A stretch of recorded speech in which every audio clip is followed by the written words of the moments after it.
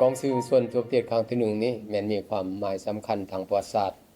เนื่องจากว่าในระยะผ่านมานี้การจัดตั้งกองซุ่มลักษณะนี้เป็นบ่ทันได้เฮ็ดจัดตั้งปฏิบัติจักเทื่อแต่ว่าก็ได้มีการชี้นำอย่างใกล้ชิดจากคณะพรรคคณะนำขององค์การสื่อมวลชนที่ขึ้นกับแต่ภายหลังที่โอนเอาสื่อมวลชนนี้มาขึ้นกับคณะโฆษกศูนย์กลางพรรคของเฮานี้พวกเฮาเห็นว่าเรื่องงานสื่อมวลชนนี้มันมีความสำคัญที่สุดในการเป็นกระบอกเสียงอันแหลมคมให้แก่พรรคในการโฆษณาเผยแพร่แนวทางแพทย์นโยบายของพรรคและรัฐนี้พร้อมทั้งต่อสู้ปกป้องต้านทัศนคติต้านการบิดเบือนของคนบ่ดีซึ่งในต้นปี 2026 นี้กรมการเมืองสุขภาพพรรคก็จึงได้ออกมติตกลงเลขที่23ลงวันที่24กุมภาพันธ์2016ว่าโดยการแต่งตั้งคณะรับผิดชอบชี้นำร่วมในการกาเกียมดำเนินกองสู่มีการสื่อมวลชนทุกเขตครั้งที่หนึ่งนี้จากนั้นก็ได้มีข้อตกลงแบ่งความรับผิดชอบภายในคณะชี้นำดังกล่าวนั้นซึ่งประกอบมีหน่วยงานหน่วยในหน่วยงานโฆษณากระบวนการหน่วยงานป้องกันและรักษาสุขภาพและก็หน่วยงานปิ่นอ้อมเป็นต้นในหน่วยงานเศรษฐกิจบุคลากรและบริหารพิธีการการกระเกียมกองซุ่มสื่อมวลชนประเทศครั้งที่หนึ่งนี้แม้นได้เริ่มแต่ภายดังกองสุดใหญ่ผู้แทนทุกประเทศครั้งที่12ของพรรคได้สุดลง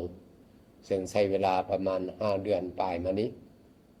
มาถึงปัจจุบันนี้ทาง4หน่วยงานนี้ก็ได้มีการแบ่งความรับผิดชอบกันและก็ได้มีความพร้อมในการกระเกียมต่างๆผ่านการกระเกียมนี้ก็เห็นว่ามีข้อสะดวกและข้อยุ่งยากจำนวนหนึ่งข้อสะดวกนี้แม้นได้รับการชี้นำอย่างใกล้ชิดติดแท้จากกรมการเมืองคณะเลขาธิการสุขภาพพรรคและการนำพรรครัฐโดยเฉพาะแม่นสายเลขาธิการใหญ่ประธานประเทศเพิ่นได้เอาใจใส่ทุกระยะเวลาการกระเกียมนี้อันที่2มาแล้วแม่นพวกเฮาก็ได้มีความเป็นเจ้าการของบรรดาภาคส่วนต่างๆหรืออนุกรรมการต่างๆนั้นแต่ที่ได้ถือมอบหมายนี้ก็มีความห้าวหันบุกบืนถึงจะมีความยุ่งยากในหลายด้านแต่ก็เจ้าก็มีความตั้งหน้าเป็นเจ้าการในการกระเกียมต่างๆจนได้สำเร็จเลขอีกอันนึงเป็นแม่นย้อนพนักงาน30พรรคในทั่วคณะผู้สหมพอนี่แหละมีความห้าวหันสู้ซนประกอบส่วนเข้าในการกระเกียมด้านต่างๆนี่ได้รับสำเร็จแต่พอวันนั้นก็ยังมีข้อยุ่งยากจำนวนนึงโดยเฉพาะแม่นกองซุ่มเนื่องจากว่ากองซุ่มตัวนี้เป็นทางทำอิฐพวกเฮาบ่ทันได้มีประสบการณ์บทเรียนเทื่องานการกระเกียมก็มีความยุ่งยากอันที่2มาในการสรุปการบันทึกข้อมูลสนองให้แก่การสรุปตีราคาให้มีความชัดเจนแต่บางด้านเนี่ยก็ยังจำกัดและก็มีบางด้านยังมีลักษณะสมเทียบอยู่และอันนึงอีกก็เป็นความยุ่งยากในการเฮ็ดสารคดีหรือว่าสร้างสารคดีหรือการวางแสดงรูปภาพต่างๆนี่ซึ่งก็ต้องใช้เวลาหลายในการเก็บกำข้อมูลต่างๆฮะแต่เวลาพวกเขาจะมีความจำกัดนั้นแม่นมาเบื้องร่วมแม่นว่าการกระเกียมกองซุ่มในการสืบสวนตัวประเทศครั้งที่1นี้ฮอดปัจจุบันก็ได้มีความพร้อมอย่างรอบด้านครับกองซุ่มสืบสวนในครั้งนี้แม่นได้ใช้สร้างการเปลี่ยนอย่างแข็งแรงและรอบด้านในกองเขตในการสืบสวนของลาวคนนี้แต่กองซุ่มครั้งนี้จะได้พร้อมกันตีราคาเบื้องขึ้นการเคลื่อนไหวเวียงานสื่อมวลชนในตลอดระยะในผ่านมาโดยเฉพาะในการจัดตั้งปฏิบัติบรรดานิติกรรมก็คือการปฏิบัติพระบทบาทของสื่อมวลชนกฎกาเบื้องคงประกอบการจัดตั้งในพนักงานเวียงานสื่อนี้ในการพัฒนาพื้นฐานโครงสร้างวัตถุเทคนิคในการบริการทางด้านการเงินให้มีความเป็นระบบและเข้มแข็งพร้อมตั้งวางแผนเวียงานพัฒนาเวียงานสื่อมวลชนในระยะใหม่นี้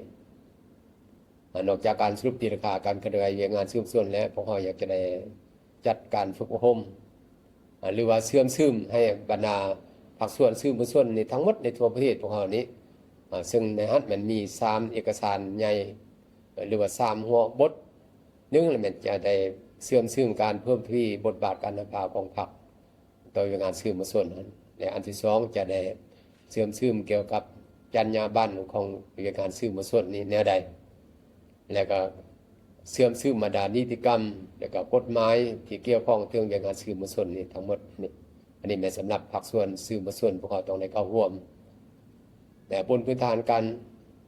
บนพื้นฐานกองซุ่มแต่ทีนี้พวกเราจะได้พร้อมกันค้นคว้าแล้วก็ออกมติของกรมการเมืองฉบับใหม่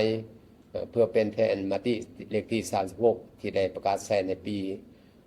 1993ไปแล้วนะ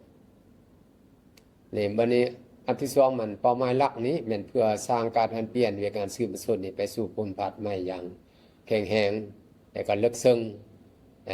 ให้ได้รับการพัฒนาอย่างรอบด้านสร้างสื่อมวลชนพวกเรานี้ให้ปฏิบัติบทบาทของตนนั้นครบ4ลักษณะคือลักษณะตัวจริงลักษณะศึกษาอบรมลักษณะแนะนำในลักษณะต่อสู้พร้อมทั้งปฏิบัติให้เป็นจริงแนวคิดชี้นำของสายเลขาธิการใหญ่ประธานเทศตองรุ่นศิษริตที่เพิ่นได้โอลมต่อกองซุมต่อบันสรุปบันเฉลิมฉลองวันสร้างตั้งสื่อมวลชนแต่สิ่งพิมพ์ครบรอบ70 ปีซึ่งเพิ่นได้บอกว่าสื่อมวลชนเป็นผู้ปากออกแสงผู้แทงถึงใจผู้สะดุ้งไหวเมื่ออ่านผู้กล้าผ่านพาอุปสรรคและผู้มักความจริงและก็ผู้ยิ่งถึกเป่าในเฮ็ดอะไรให้สื่อมวลชนพวกเขานี่นำเอาแนวคิดชี้นำของเพิ่นนี้ไปจะตั้งปฏิบัติให้ปรากฏเพิ่นเป็นจริงด้วยเหตุนั้นเขาเจ้าจริงเฮี้ยวห้องมายังสื่อมวลชนทั่วประเทศนี้จงรักษามูลเชื่อเสริมขยายมูลเชื่อแต่ผลงานของตนให้สูงเด่นขึ้นแต่ปฏิบัติบทบาทเป็นกระบอกเสียงแหลมคมของพรรคนี้แต่ปฏิบัติบรรดากฎหมายเข้มงวดและก็จรรยาบรรณมืออาชีพของสื่อมวลชนนี้เพื่อแนวใส่พัฒนาสื่อมวลชนไปสู่ผลลัพธ์ใหม่อย่างแข็งแรงในโอกาสการเกียมกองซุ่มเรื่องการสื่อมวลชนทุกประเทศครั้งที่1นี้ข้าพเจ้าก็อวยพรแล้วก็ขอส่งเสริมสื่อมวลนักรบสื่อมวลชนลาวสื่อมวลชนลาวจง